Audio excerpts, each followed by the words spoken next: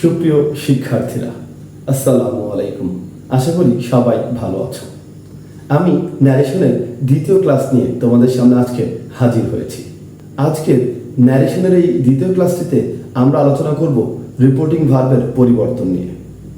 Reporting verb পরিবর্তন করতে গেলে আমাদের প্রথমে যে অংশটিতে লক্ষ্য করতে হবে সেটি হচ্ছে ইনভার্টেড কমার মধ্যে থাকা রিপোর্টেড স্পিচটির দিকে। এই রিপোর্টেড স্পিচটি আসলে কোন ধরনের বাক্য তার উপর নির্ভর করেই আমরা রিপোর্টিং ভার্বটিকে বদলে ফেলব।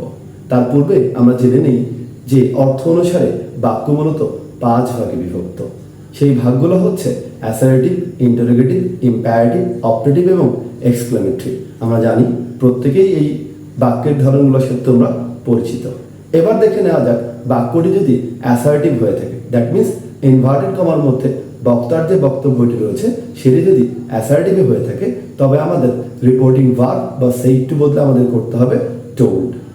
এটি যদি ইন্টারোগেটিভ সেন্টেন্সের একটি বাক্য হয়ে থাকে তবে আমার কাজ হবে রিপোর্টিং ভার্বটিকে বদলে আস্কড বা ইনকোয়ার্ড করে ফেলা, কেননা প্রশ্নবোধক বাক্যের কাজই হচ্ছে প্রশ্ন করা।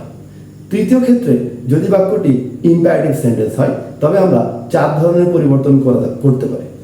তৃতীয় ক্ষেত্রে ইনভার্টেড কমার মধ্যে থাকা রিপোর্টেড স্পিচটি যদি ইম্পারেটিভ সেন্টেন্স হয়ে থাকে তবে আমরা 4 ভাবে রিপোর্টিং ভার্বটিকে পরিবর্তন করব। ইম্পারেটিভ সেন্টেন্সটি আদেশ বোঝালে আমরা সেইটি বলতে পারবো অর্ডার। ইম্পারেটিভ সেন্টেন্সটি কোনো পরামর্শ বা উপদেশ হয়ে থাকলে আমরা সেইটি বলতে করবো অ্যাডভাইস বা সাজেস্টেড।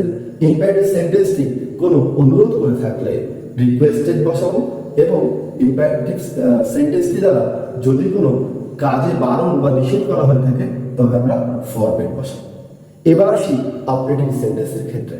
ইনভার্টেড কমার মধ্যে থাকা রিপোর্টেড স্পিচটি যদি অপারেটিভ সেন্টেন্স হয়ে থাকে তবে আমরা সেইটিকে বদলে ফেলবো উইশ অথবা পেইড দিয়ে, কেননা আমরা জানি অপারেটিভ সেন্টেন্স দ্বারা ইচ্ছা অথবা প্রার্থনা প্রকাশ পায়।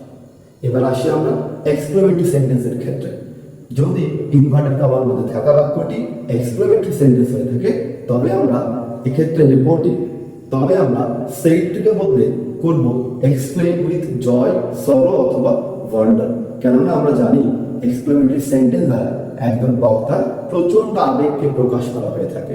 এটি হতে পারে খুব আনন্দের আবেগ, হতে পারে দুঃখের আবেগ অথবা হতে পারে বিস্ময়ের আবেগ। যদি আনন্দের আবেগ হয়ে থাকে তবে লিখবো আমরা এক্সপ্লেইন উইথ জয়। যদি দুঃখের আবেগ হয়ে থাকে তবে আমরা লিখবো এক্সপ্লেইন উইথ সরো এবং বিস্ময়ের আবেগ হয়ে থাকলে আমরা লিখবো এক্সপ্লেইন উইথ ওয়ান্ডার। আশা করি প্রত্যেকেই খুব সহজভাবে বুঝে গিয়েছ কিভাবে আমরা রিপোর্টিং ভার্বের পরিবর্তন ঘটাবো। Thanks for watching.